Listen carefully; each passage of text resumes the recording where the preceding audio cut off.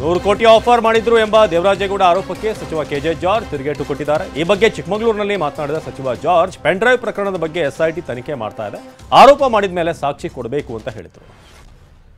DK 100 ಕೋಟಿ offer ಮಾಡಿದ್ದಾರೆಂಬ ದೇವರಾಜೇಗೌಡಗೆ ಸಚಿವ ಪ್ರಿಯಾಂಕ್ ಖರ್ಗೆ ತಿರುಗೇಟು ಕೊಟ್ಟಿದ್ದಾರೆ. ಈ ಬಗ್ಗೆ ಬೆಂಗಳೂರಿನಲ್ಲಿ ಪ್ರತಿಕ್ರಿಯಿಸಿದಂತ ಖರ್ಗೆ, ನಮಗೆ ಚುನಾವಣೆ ಬಿಟ್ಟು ಬೇರೆ ಕೆಲಸ ಇರಲ್ವಾ, ವಿಷಯ ಡೈವರ್ಟ್ ಮಾಡಲು ಕಾಂಗ್ರೆಸ್ ಮೇಲೆ ಗೂಬೆ ಕೂರಿಸುತ್ತಿದ್ದಾರೆ ಅಂತ ವಾಗ್ದಾಳಿ ನಡೆಸಿದ್ದಾರೆ. ಅಮಿತ್ ಶಾ ಗಮನಕ್ಕೆ ತಂದು ಇದೆಲ್ಲ ಮಾಡಿದ್ದೇನೆಂದು ದೇವರಾಜೇಗೌಡ ಹೇಳಿಲ್ವಾ ಅಂತ ಪ್ರಿಯಾಂಕ್ ಖರ್ಗೆ ಪ್ರಶ್ನೆ ಮಾಡಿದ್ದಾರೆ. ಈ ಬಗ್ಗೆ ಬೆಂಗಳೂರಿನಲ್ಲಿ ಮಾತನಾಡಿದ ಖರ್ಗೆ, ವಿಡಿಯೋ ವೈರಲ್ನಲ್ಲಿ ಇದ್ದಾಗ ಚಾಲಕನ ಬಳಿ ಹೇಗೆ ಹೋಯಿತು, ಮೊಬೈಲ್ನಲ್ಲಿದ್ದಾಗ ಚಾಲಕನಿಂದ ನಿಮ್ಮ ಅಭ್ಯರ್ಥಿ ಬಳಿ ವಿಡಿಯೋ ಹೇಗೆ ಹೋಯಿತು, ಹಾಸನದಲ್ಲಿ ಪೆನ್ ಡ್ರೈವ್ ಸಿಗೋದಕ್ಕೆ ಅಮಿತ್ ಶಾ ಕಾರಣನಾ ಅಂತ ಪ್ರಶ್ನೆ ಮಾಡಿದ್ದಾರೆ. ಡಿಕೆ 100 ಕೋಟಿ ಆಫರ್ ಕೊಟ್ಟಿದ್ರು ಎಂಬ ದೇವರಾಜೇಗೌಡ ಆರೋಪಕ್ಕೆ ಸಚಿವ ಮಧು ಬಂಗಾರಪ್ಪ ಪ್ರತಿಕ್ರಿಯಿಸಿದ್ದಾರೆ.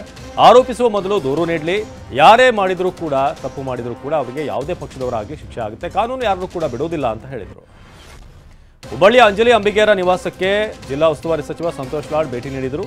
ಅಂಜಲಿ ಕುಟುಂಬಕ್ಕೆ ಸಾಂತ್ವನ ಹೇಳಿ 2 ಲಕ್ಷ ರೂಪಾಯಿ ಮೊತ್ತದ ಚೆಕ್ ನೀಡಿದರು. ಸಚಿವ ಲಾಡ್ಗೆ ಶಾಸಕ ಪ್ರಸಾದ ಬಯ್ಯ ಸಾಥ್ ನೀಡಿದರು.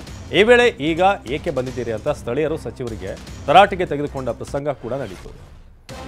ನಾನು ಫೋಟೋ ಪೋಸ್ಗೆ ಬರೋ ಅವಶ್ಯಕತೆ ಇಲ್ಲ ಅಂತ ಶಾಸಕ ಅಬ್ಬಯ್ಯ ಪ್ರಸಾದ್ ಹೇಳಿದರು. ಇನ್ನು ಅಂಜಲಿ ನಿವಾಸಕ್ಕೆ ಭೇಟಿಯ ಬಳಿಕ ಪ್ರತಿಕ್ರಿಯಿಸಿದ ಶಾಸಕ, ಕೊಲೆಯಾದ ವೇಳೆ ನಾನು ಬಂದಿಲ್ಲ ಅಂತ ಟೀಕಿಸಲಾಗ್ತಾ ಇದೆ, ನಮ್ಮದು ಬೇರೆ ಅಫಿಷಿಯಲ್ ಕೆಲಸ ಇತ್ತು, ಹೀಗಾಗಿ ನನಗೆ ಬರೋಕೆ ಸಾಧ್ಯವಾಗಿಲ್ಲ ಅಂತ ಹೇಳಿದ್ದಾರೆ. ಅಲ್ಲದೆ ಕೇಸ್ನಲ್ಲಿ ಯಾರ್ಯಾರಿದ್ದಾರೆ ಅನ್ನೋದು ಶೀಘ್ರದಲ್ಲೇ ಹೊರಬರಲಿದೆ ಅಂತ ಹೇಳಿದರು. ನೈಋತ್ಯ ಶಿಕ್ಷಕರ ಕ್ಷೇತ್ರದ ಜೆಡಿಎಸ್ ಅಭ್ಯರ್ಥಿ ಭೋಜೇಗೌಡ ವಿರುದ್ಧ ಸೋಷಿಯಲ್ ಮೀಡಿಯಾದಲ್ಲಿ ಪೋಸ್ಟರ್ ವಾರ್ ಶುರುವಾಗಿದೆ. ಸನಾತನ ಹಿಂದುತ್ವ ಫೇಸ್ಬುಕ್ ಪೇಜ್ನಲ್ಲಿ ಭೋಜೇಗೌಡ ವಿರುದ್ಧ ಬಿಜೆಪಿ ಕಾರ್ಯಕರ್ತರು ಆಕ್ರೋಶ ವ್ಯಕ್ತಪಡಿಸಿ ಪೋಸ್ಟ್ ಹಾಕಿದ್ದಾರೆ. ಬಾಗಲಕೋಟೆ ಜಿಲ್ಲೆ ಇಳಕಲ್ ಪೊಲೀಸರು ಭರ್ಜರಿ ಕಾರ್ಯಾಚರಣೆ ನಡೆಸಿದ್ದಾರೆ. ಖಚಿತ ಮಾಹಿತಿ ಮೇರೆಗೆ ದಾಳಿ ನಡೆಸಿ ಮೋಟಾರ್ ಸೈಕಲ್ ಕಳ್ಳನನ್ನು ಅರೆಸ್ಟ್ ಮಾಡಿದ್ದಾರೆ. ಇನ್ನು ಕದೀಮರ ಬಳಿ 29 ಮೋಟಾರ್ ಸೈಕಲ್ ಹಾಗೂ ಅಶೋಕ್ ಲೈಲ್ಯಾಂಡ್ ಗೂಡ್ಸ್ ವಾಹನ ಪತ್ತೆಯಾಗಿದೆ. 15 ಲಕ್ಷ ರೂಪಾಯಿ ಮೌಲ್ಯದ ವಾಹನಗಳನ್ನು ಇಳಕಲ್ ಪೊಲೀಸರು ವಶಕ್ಕೆ ಪಡೆದಿದ್ದಾರೆ.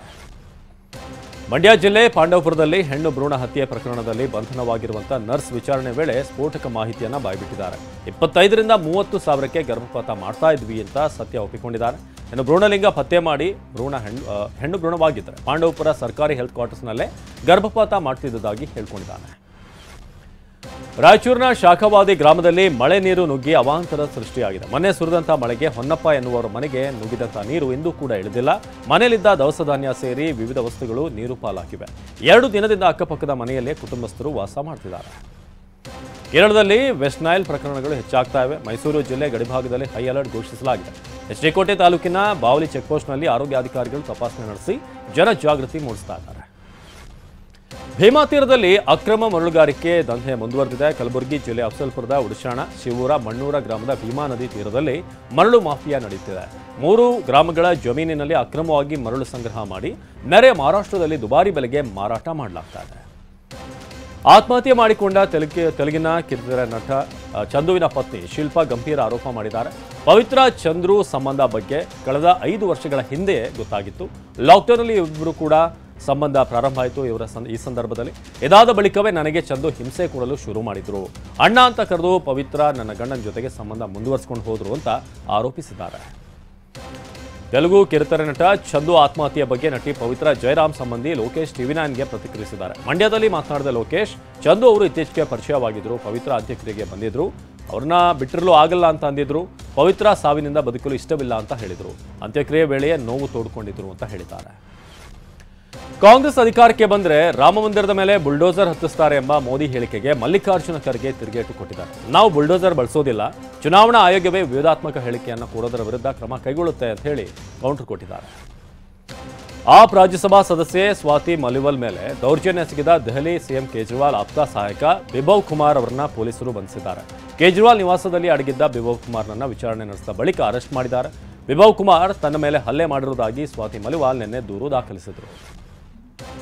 ರಾಜ್ಯಸಭೆ ಸದಸ್ಯ ಸ್ವಾತಿ ಮಲಿವಾಲ್ ಬಗ್ಗೆ ಆಮ್ ಆದ್ಮಿ ಪಾರ್ಟಿ ಮತ್ತೊಂದು ವಿಡಿಯೋ ಬಿಡುಗಡೆ ಮಾಡಿದೆ. ತಮ್ಮ ಮೇಲೆ ವಿಭವ್ ಹಲ್ಲೆ ಮಾಡಿರುವುದಾಗಿ ಆಪ್ ರಾಜ್ಯಸಭಾ ಸದಸ್ಯ ಸ್ವಾತಿ ಮಲಿವಾಲ್ ಆರೋಪಿಸಿದರು.